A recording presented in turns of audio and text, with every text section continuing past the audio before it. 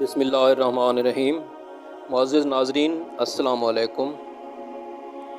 ایک روز رسول خدا حضرت محمد صلی اللہ علیہ وآلہ وسلم مسجد میں تشریف فرما تھے کہ اچانک جبریل امین علیہ السلام حاضر ہوئے اور کہا، السلام علیکہ یا رسول اللہ، آپ جنت البقیع کے قبرستان میں تشریف لے جائیں تاکہ آپ کے قدموں کی خاک ان غریبوں اور تنگ و تاریک زندان کے اسیروں کو میسر ہو اور آپ کی بوئے رحمت ان کو نصیب ہو۔ حضرت اٹھے اور اپنے چند اصحاب کے ساتھ قبرستان تشریف لائے اور صحابہ آپ کے ارد گرد جمع تھے۔ واپسی پر حضرت علی علیہ السلام نے عرض کی، یا رسول اللہ، آپ کہاں تشریف لے گئے تھے؟ تو فرمایا، میں جنت البقیع کے قبرستان میں گیا تھا، اور جب میں قبرستان کے درمیان پہنچا تو میں نے ایک شخص کی آواز سنی جو پکار رہا تھا، یا رسول اللہ، یا رسول اللہ، میری عرض سنیں۔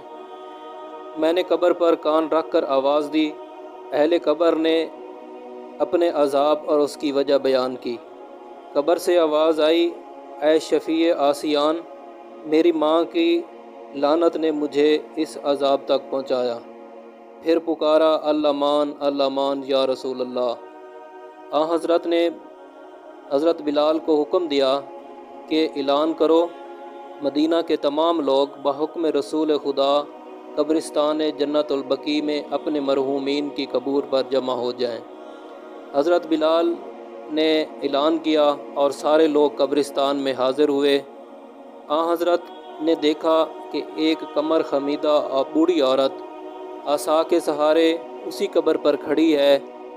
جب اس کی نظر آپ صلی اللہ علیہ وآلہ وسلم پر پڑی تو حضرت پر سلام کیا اور آپ کی خاک پاک کو بوسہ دیا۔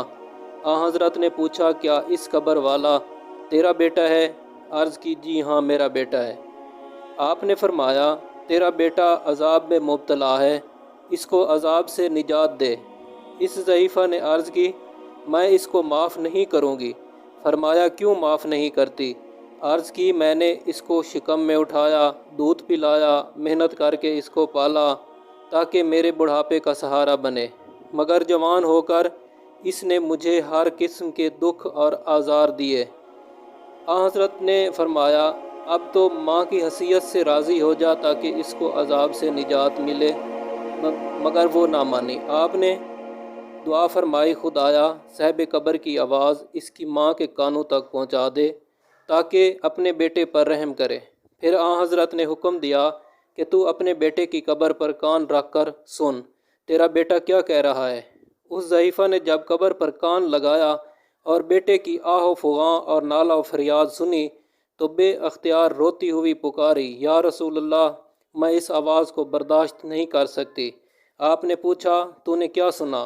عرض کی، میں نے سنا کہ میرا بیٹا بار بار مجھے کہہ رہا ہے کہ اے مادر مہربان، میرے دائیں بائیں اور اوپر نیچے ہر طرف آگ ہی آگ ہے، مجھے بچاؤ، مجھے بچاؤ، مجھے بچاؤ، ورنہ قیامت تک اسی حال میں رہوں گا اور پھر ہمیشہ کے لیے جہنم میں داخل کیا جاؤں گا۔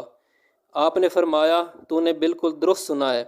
بڑھیا پر رکت طاری ہو گئی اور حاضرین بھی رونے لگے، اور اس وقت ماں نے دعا کی، خدایا میں نے اپنے بیٹے کے قصور کو معاف کر دیا ہے، تو بھی اسے معاف کر دے۔ اور اسی حال میں حضرت نے خوشخبری دی کہ اللہ نے تیری دعا قبول کی ہے اور اس کو رحمت کا لباس پہنا دیا ہے، اور اس کے ساتھ ساتھ اللہ تجھ پر بھی راضی ہو گیا ہے، اللہ نے تجھے بھی معاف کر دیا ہے۔